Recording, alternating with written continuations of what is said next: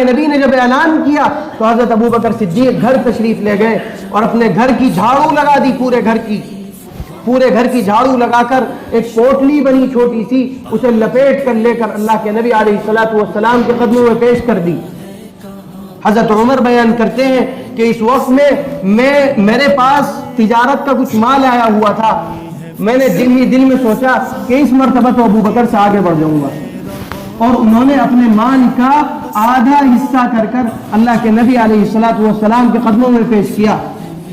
اللہ کے نبی علیہ الصلوۃ والسلام کے سامنے جب دونوں تشریف لائے تو اللہ کے نبی علیہ الصلوۃ والسلام نے حضرت عمر سے پوچھا، عمر پیچھے کیا چھوڑا؟ حضرت عمر اس سوال سے ہی سمجھ گئے کہ اللہ کے نبی کو معلوم ہے کہ ابو بکر سارا سمیٹ کر لے آیا اور عمر آدھا لے آیا ہے۔ فرمایا اللہ کے رسول آدھا آپ کے قدموں میں پیش کر دیا، آدھا اپنے گھر پر اہل و عیال کی کفالت کے لیے چھوڑ دیا۔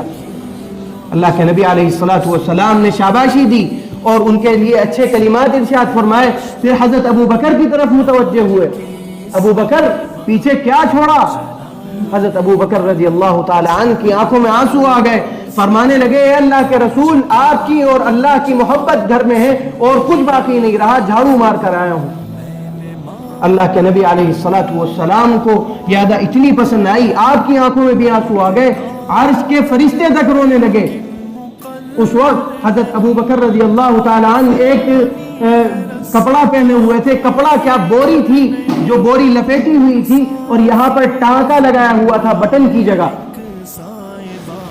اللہ کے نبی علیہ الصلوۃ والسلام ان کی یہ فقیری دیکھ رہے تھے کہ پورا گھر سمیٹ کر لے آیا ابو بکر۔ اتنی دیر میں آسمان سے جبرائیل امین آ گئے، اے اللہ کے نبی اللہ تبارک و تعالی ابو بکر کو سلام کہلاتا ہے۔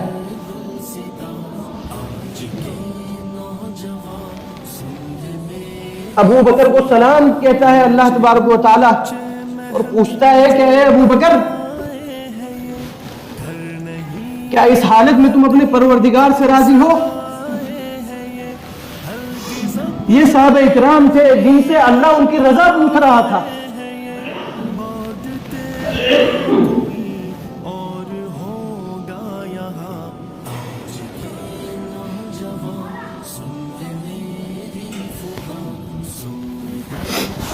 یہ صحابہ اکرام رضوان اللہ علیہم اجمعین کی شان تھی کہ اللہ تبارک و تعالی ان سے ان کی رضا پوچھ رہا ہے کہ کیا اللہ سے راضی ہو؟